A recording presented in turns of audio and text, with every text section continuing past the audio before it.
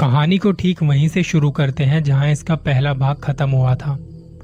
मैं अच्छी तरह से जानता था कि नेहा बीमार नहीं थी। उसे एक अलग ही तरह का बुखार है। वो जरूर कल रात भी बाहर गई होगी। वहां से कुछ मांस वगैरह खाकर घर के अंदर आ गई होगी। नेहा रात भर बेहोश थी।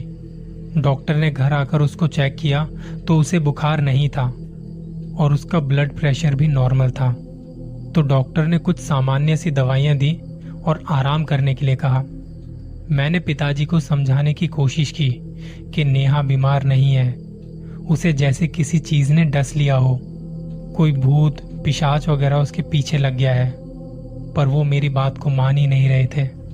उन्होंने मेरे हाथ में कुछ पैसे थमाते हुए कहा कि अगले दिन सुबह वो वापस काम पर जाने वाले हैं, तो घर का सारा ख्याल फिर से मुझे ही रखना था। और उस रात भी हम सब एक कमरे में ही सोए थे, बस नेहा दूसरे कमरे में खाट पर सो रही थी। रात के करीब 2 बज रहे होंगे कि बर्तनों की आवाज सुन हम सबकी नींद खुल गई। हमने उठकर देखा तो पूरे घर में एक अजीब सी बदबू फैल चुकी थी। वो किसी सड़े हुए मांस की बदबू की तरह थी। माँ उठकर यहाँ वहां देखने लगी। पिताजी भी जाग गए थे। उन्होंने नेहा के कमरे में जाकर देखा तो वो वहां नहीं थी। मैं समझ गया था कि जरूर कुछ गड़बड़ है। माँ ने लाइट चालू करनी चाहिए पर लाइट भी चली गई थी। हमारे यहाँ लाइट जाना बहुत आम बात थी। माँ ने अपने तकिए के पास रखी मोमबत्ती और माचिस निकाली। माँ ने उस अंधेरे में मोमबत्ती जलाई और रसोई की तरफ जाने लगी। मैं भी डरते हुए उसके पीछे पीछे जाने लगा। उस मोमबत्ती की रोशनी में कुछ कुछ नजर आ रहा था। वो बदबू इतनी तेज थी कि हमें सांस लेने में तकलीफ हो रही थी, लेकिन फिर भी मैं माँ के साथ साथ आगे जा रहा था। असल में मुझे अकेले कमरे में रुकने से डर लग रहा था। पिताजी तब तक दूसरे कमरों को देख रहे थे। हम सामने से एक कमरे को पार करते हुए रसोई में पहुंचते हैं। खिड़की से आती चांद की रोशनी पूरी रसोई में फैली हुई थी।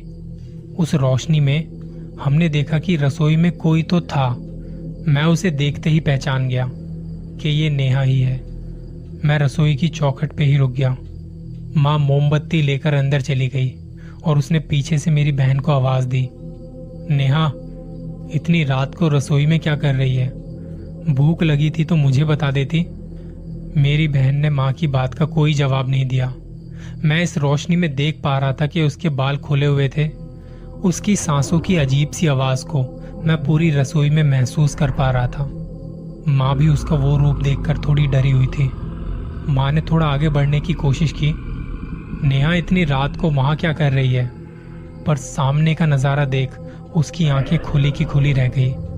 माँ ने रसोई की फर्श की ओर देखा तो रसोई में हर तरफ खून ही खून फैला हुआ है और नेहा किसी जानवर का मांस खा रही थी।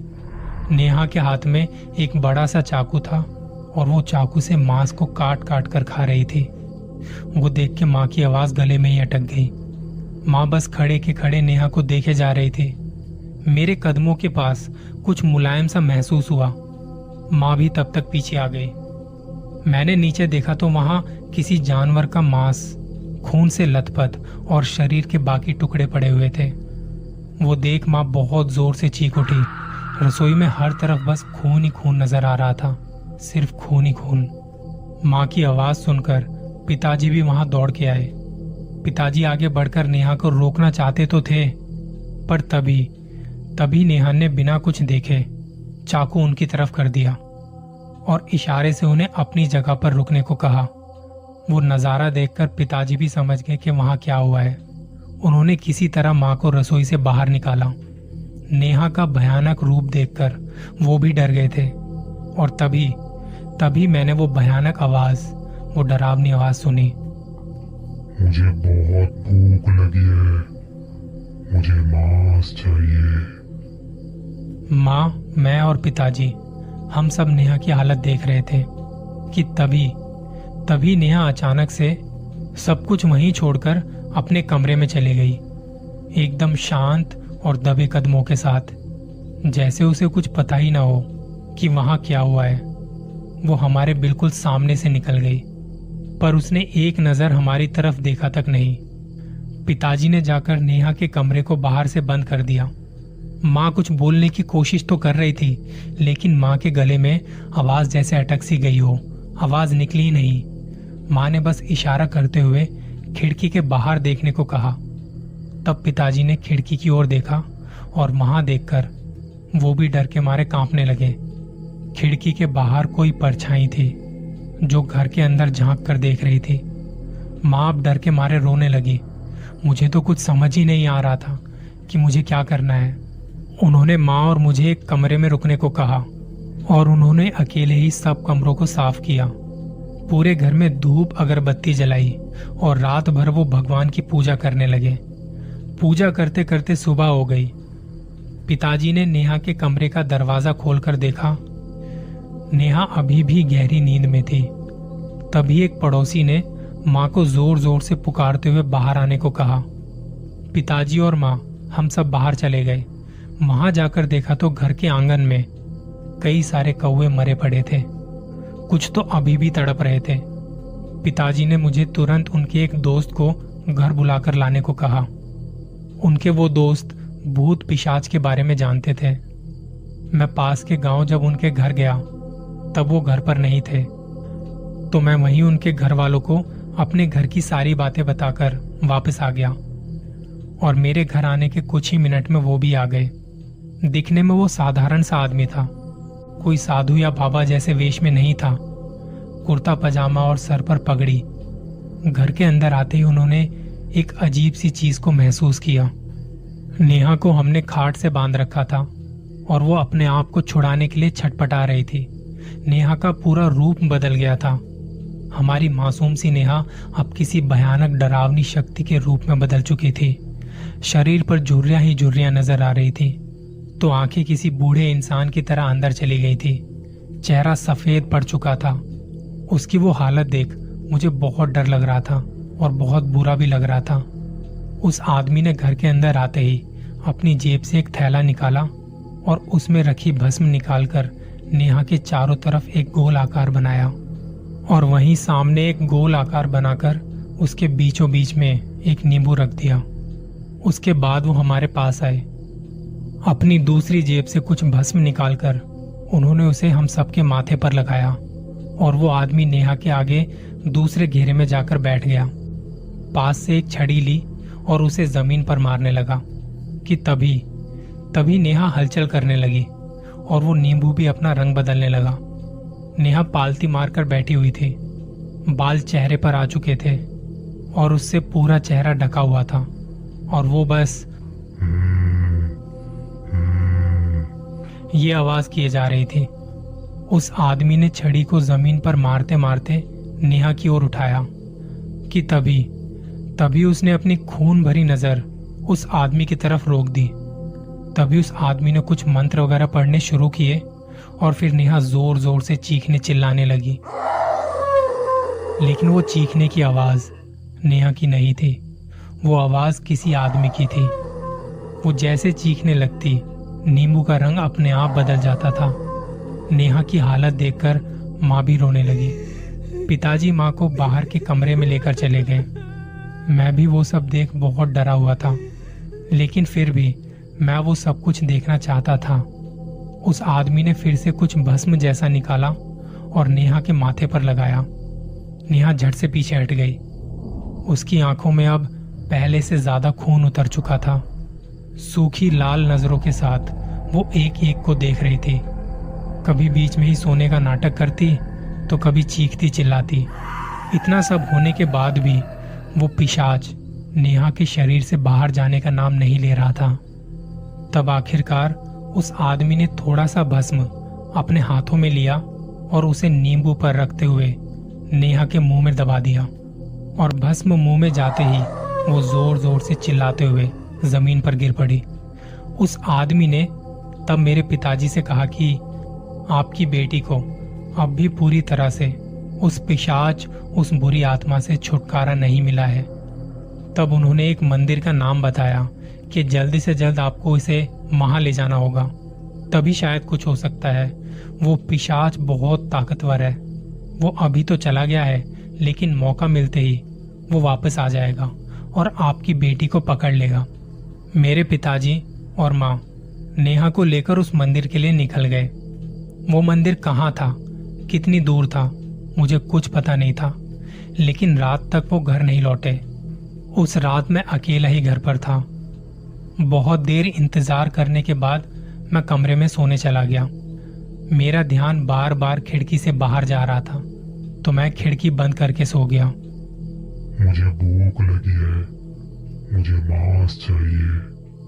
एक अजीब सी आवाज में ये शब्द मेरे कानों में गूंज रहे थे।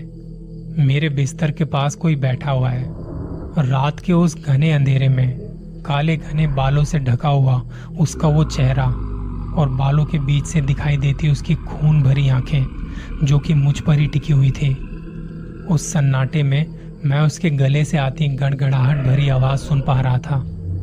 इतने में उसने अपना बायां हाथ मेरी छाती पर रख दिया। हाथ रखते ही मेरी धड़कनें और तेज हो गई।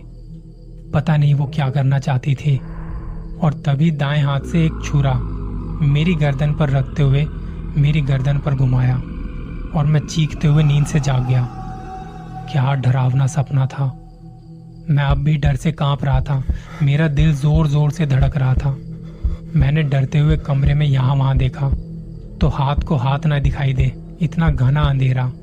अपने आप को शांत किया और फिर करवट बदलकर सोने की कोशिश करने लगा। मुझे अब बार बार नेहा का ख्याल आने लगा। मेरी नजर अभी भी खिड़की के बाहर जा रही थी। खिड़की के बाहर से आसमान नजर आ रहा था। चांद की रोशनी से वो आसमान सफेद काला दिखाई पड़ रहा था। कुत्तों के भौंकने की आवाज आ रही थी। कमरे में अकेला होने के बावजूद ऐसा लग रहा था जैसे मैं अकेला नहीं हूं, लेकिन इस भयानक सन्नाटे में बस एक आवाज थी जो इस सन्नाटे को और डरावना बना रही थी। बाहर से आती कुत्तों के रोने की आवाज और गरजते हुए बादल। शायद बारिश होने वाली थी। इन सब में मुझे बार बार ऐसा लग रहा था जैसे कोई अब मेरे सर के पास बैठा हुआ है, जिसके हाथ में धारदार चाकू है और वो बस मेरे सोने का इंतजार कर रहा है। वो मेरे कमरे में कहाँ है ये बताना मुश्किल है, पर इसकी आहट को मैं अब भी महसूस कर पा रहा था। मैंने अपनी एक तरफ से दूसरी तरफ करवट बदली। तब मैंने महसूस किया कि कोई मेरे सर के पास बैठा हुआ है, लेकिन मेरे करवट बदलते ही वो उठकर खड़ा हुआ। मगर वो कौन था? घर पर तो कोई भी नहीं है। तो फिर वो कौन है जिसे मैं महसूस कर पा रहा हूं? मैं अब आसपास होती हर एक आहट को सुनने की कोशिश करने लगा। मैं किसी के चलने की आवाज महसूस कर पा रहा था। मैं सुन पा रहा था। कोई एक कमरे से दूसरे कमरे में चलकर जा रहा था। कभी वो आवाज मुझे दूर जाती सुनाई देती तो कभी मेरे करीब आती और मैं अपने शरीर को सिकोड़कर पड़ा रहता। जब कभी हमें घर में अकेला होने के बाद ऐसा महसूस होता है तो तुम्हारा दिल कांप उठता है, लेकिन वो क्या है, वो देखने की हमारी हिम्मत नहीं होती। मेरा गला अब तक सूख चुका था। मेरी उठकर पानी पीने की हिम्मत तक नहीं हो रही थी। कुछ देर तक तो मैं ऐसे ही पड़ा रहा। सब शांत होने पर मैंने खिड़की से आती चांद की रोशनी में घड़ी में देखने की कोशिश की। रात के 2:15 हो गए थे। अब तक हमने जो भी अजीब देखा था या महसूस किया था वो ठीक 2 बजे के करीब ही घटा था। वो माहौल ऐसा था कि ये घर मुझे निगल जाएगा। मैं उस एहसास की वजह से रात भर सोया नहीं था। रात के 3 बजे के करीब धड़ाम से घर का दरवाजा अपने आप खुला। वो इतनी तेज आवाज थी कि मेरा दिल थोड़ी देर के लिए धड़कना बंद हो गया। मैंने धीरे से उठकर देखा तो मैंने किसी परछाई को घर से बाहर जाते हुए देखा। कुछ ही देर में मेरे पिताजी और माँ भी घर पर आ गए, लेकिन उनके साथ नेहा नहीं थी। उन्होंने कुछ दिनों तक तो मुझसे झूठ कहा कि नेहा का इलाज हो रहा है वहां पे, इसलिए उसको वहां मंदिर में छोड़ के आए हैं। लेकिन कुछ दिन तक नेहा की घर में कोई बात नहीं हुई। तो मैंने बार बार माँ और पिताजी से पूछा कि क्या हुआ है उसे, मुझे बताओ नेहा कहाँ है। तब पिताजी ने मुझे शांत रहते हुए कहा, नेहा की उसी दिन मौत हो गई थी जिस दिन उसे मंदिर ले जा रहे थे। वो हमसे बार बार ये कह रही थी कि उसे भूख लगी है, उसे खाने के लिए मांस चाहिए, पर हमने उसे जकड़ रखा था। लेकिन मंदिर तक पहुंचते पहुंचते नेहा ने अपने हाथों और पैरों को बुरी तरह से नोच लिया था। एक वक्त तो ऐसा था जब उसने अपनी खुद की आंख निकाली और उसे खा गई। मंदिर तक पहुंचने से पहले ही उसका खून इतना बह चुका था कि उसकी मौत वहीं पे हो गई थी। नेहा के साथ अचानक ये सब क्या हो गया था, किसी को कुछ भी पता नहीं चला। पिताजी ने घर आकर घर की शुद्धि करवा ली। तब उन्होंने बताया कि जिस अमावस्या की रात नेहा बाहर खेलने गई थी, उस रात वापस घर आते आते एक आवाज को सुनकर वो बरगद के पेड़ के पास छुप गई थी। तब उसने देखा कि कुछ काली परछाइयां खिसकती हुई उसकी तरफ बढ़ी चली जा रही थी। वो देख नेहा बहुत डर गई थी। वो समझ नहीं पाई कि करना क्या है, और किसी बुरी ताकत और पिशाच ने नेहा को अपनी चपेट में ले लिया था। ये सब वहीं से शुरू हुआ था, और नेहा की मौत के साथ सब खत्म हो चुका था, सब खत्म हो गया था।